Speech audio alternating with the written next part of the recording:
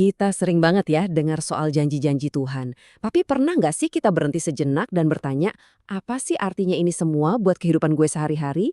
Nah, hari ini kita akan bedah tuntas prinsip-prinsip iman dan upah ini. Mulai dari janji yang kedengarannya luar biasa, sampai gimana cara kita menerapkannya di dunia nyata. Oke, ini dia janji yang paling sering kita dengar. Balasan 100 kali lipat. Wow, kedengarannya gede banget ya. Tapi, apa ini cuma soal kekayaan materi? Cuma soal duit? Jawabannya ternyata jauh lebih dalam dari itu. Yuk kita selami bareng-bareng. Biar lebih gampang dipahami, kita akan bagi pembahasannya jadi 5 bagian.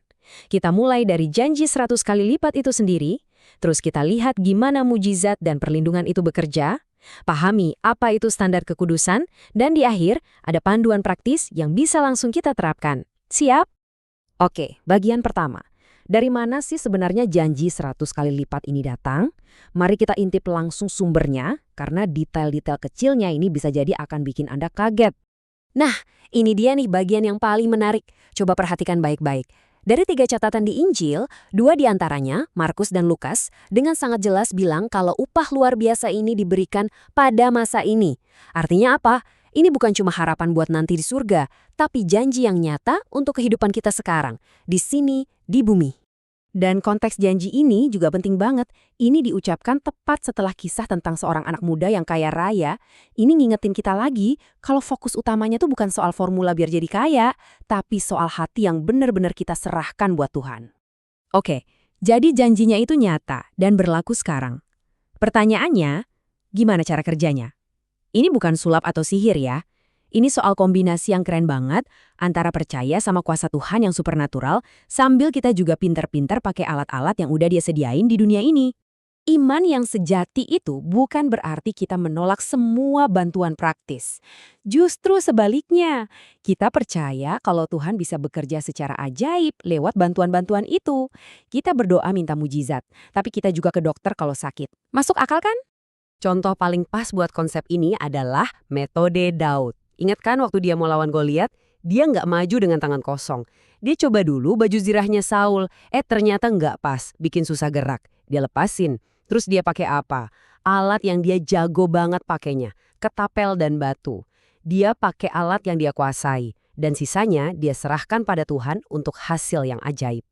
Oke, jadi kenapa sih iman yang seimbang tapi juga kuat ini jadi penting banget, apalagi di zaman sekarang? Nah, sumber pembahasan kita ini menunjuk pada sebuah nubuatan yang spesifik banget tentang zaman kita. Ayat ini kan menggambarkan masa-masa yang sulit banget ya. Krisis ekonomi, harga kebutuhan pokok mahal. Kedengarannya kok kayak familiar banget ya dengan kondisi dunia belakangan ini.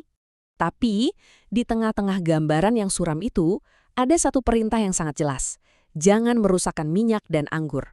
Nah, dalam konteks ini, minyak dan anggur itu melambangkan umat Tuhan. Jadi ini adalah janji perlindungan ilahi yang spesifik buat orang percaya. Bahkan saat dunia di sekitar kita lagi kacau balau.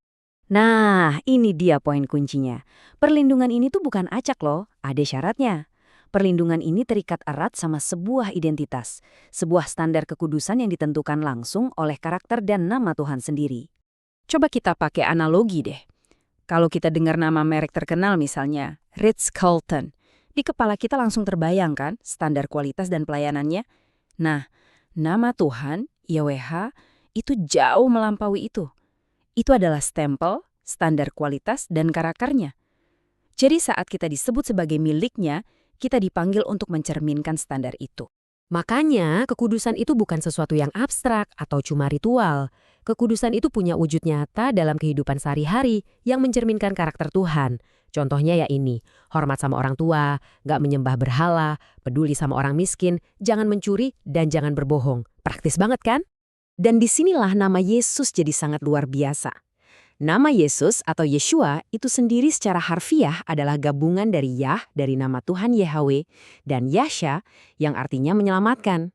Jadi di dalam satu nama itu terkandung seluruh standar kualitas Tuhan plus janji spesifik tentang keselamatan. Keren banget. Oke, kita udah bahas banyak banget konsep yang dalam ya. Sekarang pertanyaannya, gimana cara kita menyatukan ini semua dalam praktik kehidupan sehari-hari? Tenang, ini dia panduan sederhananya. Kuncinya cuma satu, keseimbangan. Jadi, apa yang harus dilakukan? percaya sama mujizat, tapi tetap gunakan akal budi dan peralatan dengan bijak. Lihat hatimu dan imanmu sebagai persembahan yang berharga. Prioritaskan standar Tuhan. Apa yang jangan dilakukan? Jangan menolak bantuan praktis karena merasa itu nggak rohani. Jangan percaya upah 100 kali lipat itu cuma soal duit. Dan jangan pernah meremehkan kuasa dalam nama Yesus. Dan ini penting banget untuk diingat. Persembahan itu bukan melulu soal uang. Waktu Anda, hati Anda, iman, dan kepercayaan Anda itu semua dihitung oleh Tuhan sebagai persembahan yang sangat berharga. Dan Dia berjanji akan memberi imbalan atas investasi rohani yang kita berikan itu. Oke, jadi sekarang pertanyaannya kembali kepada kita masing-masing. Di area mana dalam hidup Anda bisa mulai menerapkan iman yang ajaib sekaligus praktis ini? Karena tantangannya bukan cuma untuk tahu prinsip-prinsip ini, tapi untuk benar-benar menghidupinya. Dan melihat bagaimana Tuhan menepati janjinya dimulai dari hari ini.